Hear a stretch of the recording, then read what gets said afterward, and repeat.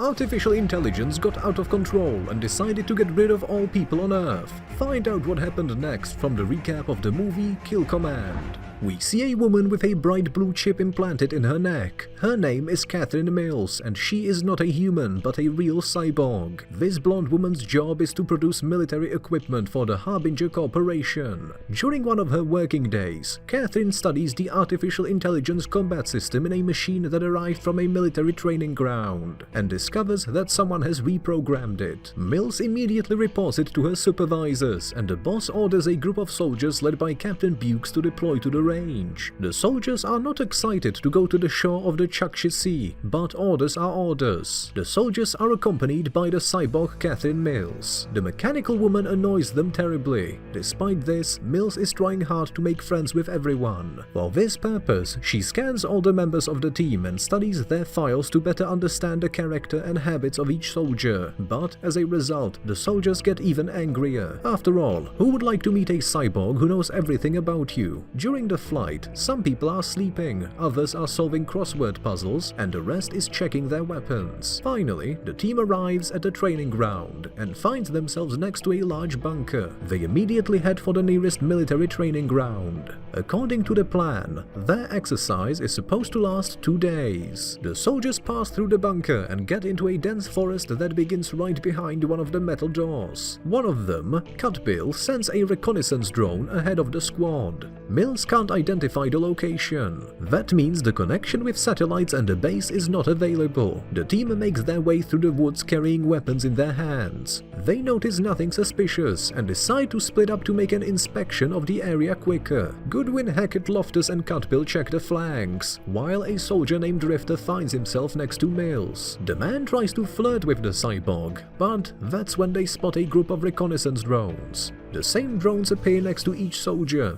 Mills informs the soldiers that all of these devices were created by Harbinger for reconnaissance and surveillance, but the drones in the forest were reprogrammed. They have now become fully autonomous and no longer need to be controlled by an operator. The soldiers decide to ignore the strange drones and continue exploring the area. They find numerous robot targets. According to the rules, they must be eliminated as possible threats. The fight goes easily. The robot targets turn out to be fairly easy to hit. Thanks to favorable positioning and attacking from cover, the soldiers eliminate them without much difficulty. All the while, they are being followed by reconnaissance drones. Mills heads after one of them and finds a huge robotic machine. She realizes that an artificial intelligence unit is standing in front of her and wants to access it remotely, but she is unable to do so. What's more, this unit is trying to hack into Mills and upload new data to her memory. The cyborg woman closes her eyes and the strange robot disappears at that time. Having eliminated all the robot targets, the squad decides to rest in a clearing near the forest. The soldiers joke and brag about a job well done, and only Mills sits apart from the rest of the group.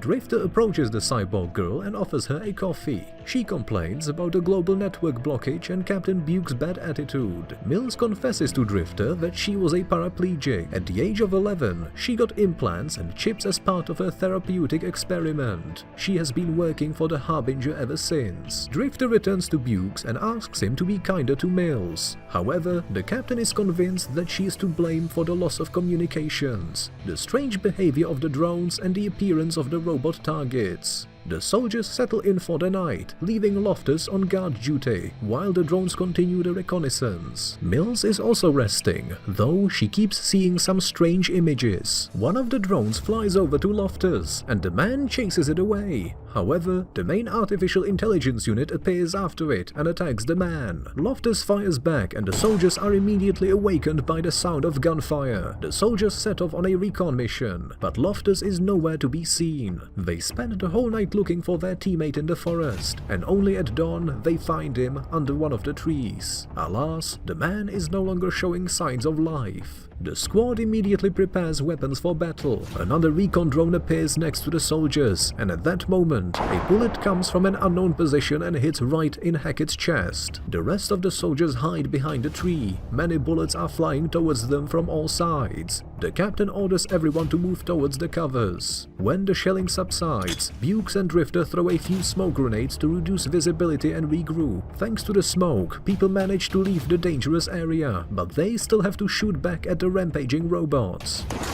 Buke sneaks up on two machines and attacks them. Instead of returning fire, the cunning robots move backwards like crabs and hide in the thick fog. It feels like they instantly learned the art of combat from humans and immediately put what they've learned into practice. Cut Bill falls behind the group and gets surrounded by recon drones. He tries to shoot back, but the main machine appears in front of him and lifts the man off the ground. Cut Bill is out of breath and asks to be released, but the artificial intelligence doesn't obey the man's orders. Another infernal machine appears and fires a bullet at Cut Bill. The rest of the soldiers find a place for a brief rest. Captain Bukes demands that Mills turns off the machines that have gotten out of control, but the cyborg girl is unable to do so. She only observes where they are, but has no effect on their behavior. It's all the fault of some kind of a software glitch. Bukes becomes furious at this response, and Drifter asks the captain to calm down. The soldiers find Cut Bill's helmet in the woods and set off in search of their missing friend. Drifter argues with Bukes. He believes they need Mills since she's the only one who can see the enemy machine.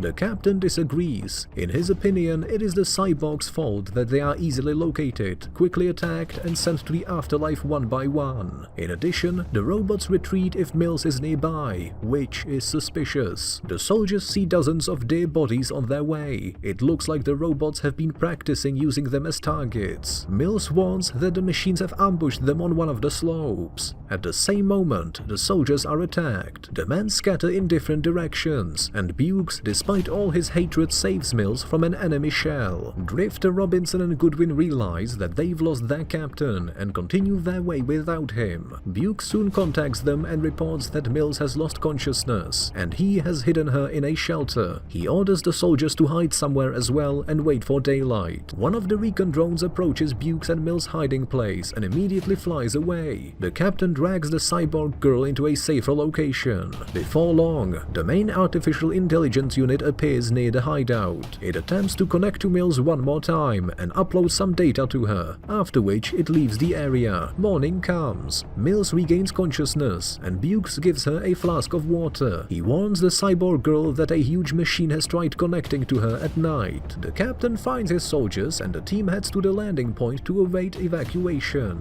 Bukes and Mills walk to the door, while Drifter, Robinson and Godwin try to cover them. It seems to be quiet at first, but reconnaissance drones appear literally near the entrance to the bunker. Moreover, the door to the bunker itself doesn't open for some reason.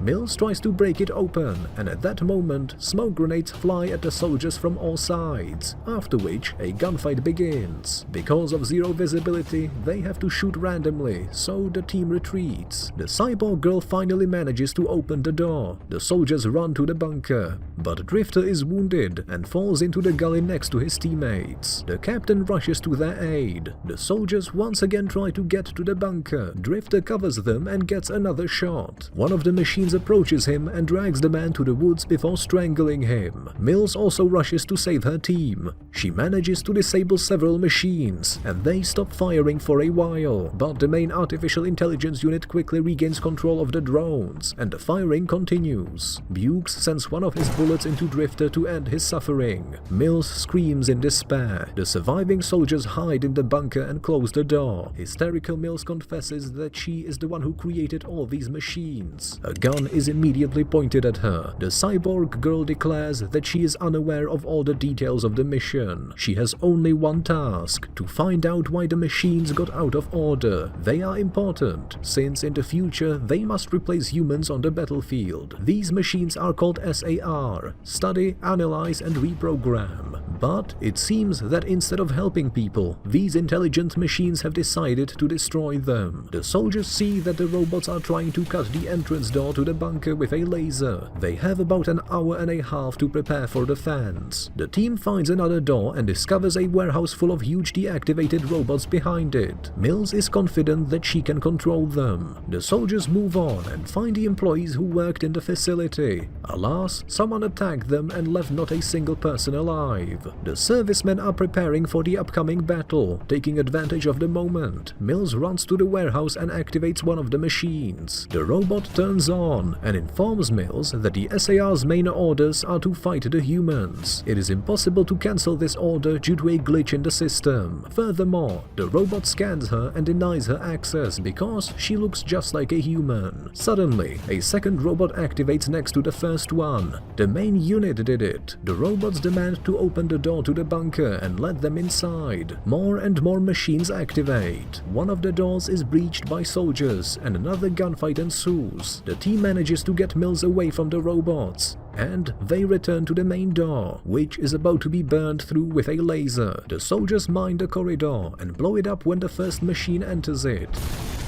thus slowing them down for some time. They manage to get out of the bunker and reach some dilapidated industrial area. Lots of rubber dummies and human bodies lie among the old buildings and wrecked cars. Mills leaves the team again. In one of the buildings, she finds an electromagnetic pulse device. The cyborg girl connects to the memory of all the machines and witnesses the death of each person who was finished off by the artificial intelligence. The evening falls, and then the next day starts. The tired soldiers hope that they will be evacuated soon. Mills tells the captain that each machine has an electromagnetic pulse that will erase all data if it is damaged. Consequently, if they destroy the main unit with a software glitch, the others will also stop attacking people. However, Mills herself will also be eliminated. The soldiers see the killing machines approaching them from all sides. Another gunfight ensues. This time the team is lucky. Some of the robots are blown up on mines, and some are successfully shot.